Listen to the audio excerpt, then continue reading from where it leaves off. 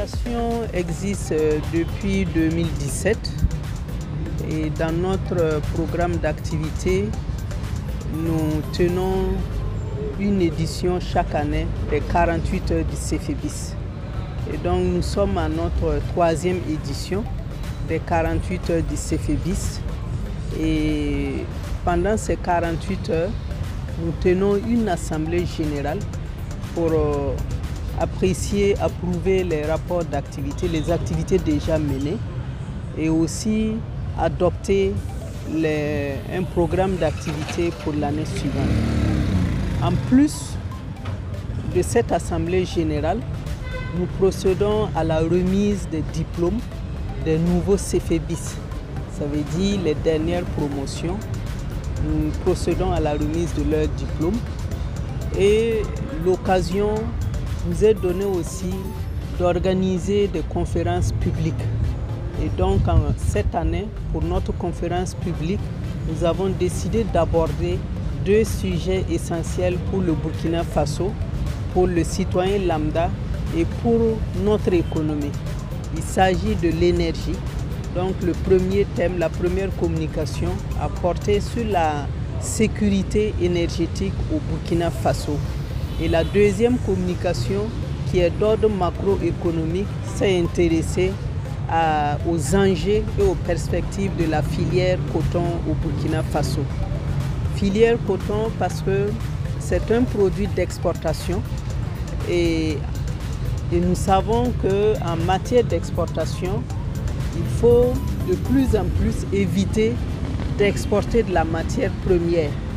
Il faut plutôt travailler à l'industrialisation, à la transformation, donc avoir une valeur ajoutée sur nos produits avant exportation.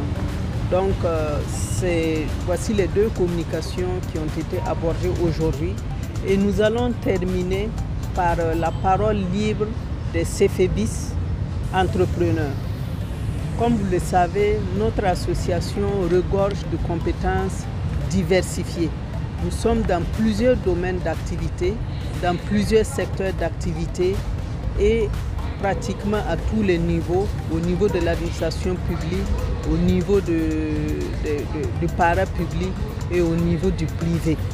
Donc l'année passée, nous avons donné la parole à nos ministres parce que nous avons plus d'une douzaine d'anciens ministres CFEBIS qui ont pu s'exprimer par rapport à leur parcours, par rapport à leur expérience. Donc cette année, nous nous intéressons aux entrepreneurs. Ça veut dire, après la formation, ceux qui ont décidé d'évoluer à leur propre compte, d'entreprendre. Donc ils vont nous partager leurs expériences, leur parcours et ensemble, nous verrons comment capitaliser tout cela au profit du développement de notre chère nation, le Burkina Faso.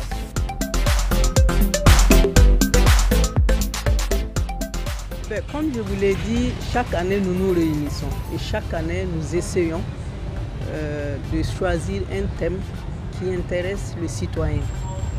Les années précédentes, nous avons parlé du partenariat public-privé. Et cette année, nous avons choisi de parler de l'énergie parce que au quotidien, nous avons des soucis sur la fourniture d'électricité dans nos foyers.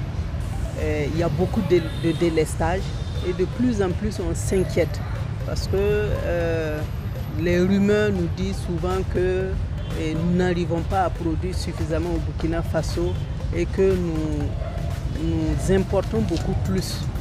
Et là, ça commence à inquiéter tout le monde. On se demande le jour que nous ne pourrons pas, ceux qui nous fournissent ne pourront pas le faire, et que va devenir notre consommation en électricité. Est-ce que ça ne va pas diminuer? Est-ce qu'il n'y aura pas plus de délestage? Est-ce que nous n'aurons pas plus de soucis dans les foyers et aussi au niveau industriel? Donc c'est ça qui nous a amené à demander à la SONABEL de nous d'éclairer davantage notre lanterne sur l'état des lieux de l'électricité au Burkina Faso, mais beaucoup plus nous dire comment ils comptent garantir la sécurité énergétique au Burkina Faso. Donc c'est ça qui nous a amené à parler de l'électricité. Pour ce qui est du coton, comme vous le savez, au Burkina Faso, le coton est un des produits d'exportation et ça joue énormément sur le produit intérieur brut. Et nous savons que plus on exporte de la matière première, moins nous aurons un impact sur notre économie. Et de plus en plus des voix s'élèvent et de façon juste pour dire qu'il faut travailler à transformer au niveau national nos matières premières, ce qui va nous donner une valeur ajoutée avant d'exporter. Au lieu que nous exportons la matière première et que ça soit transformé ailleurs pour nous revenir comme des produits finis et qui va nous coûter plus cher, pourquoi nous-mêmes on ne travaillerait pas à transformer notre matière première? Et cette année, nous avons choisi de parler du coton, sachant qu'il y a d'autres produits et nous aurons l'occasion aux prochaines éditions d'en aborder. Cette année, nous parlons du coton.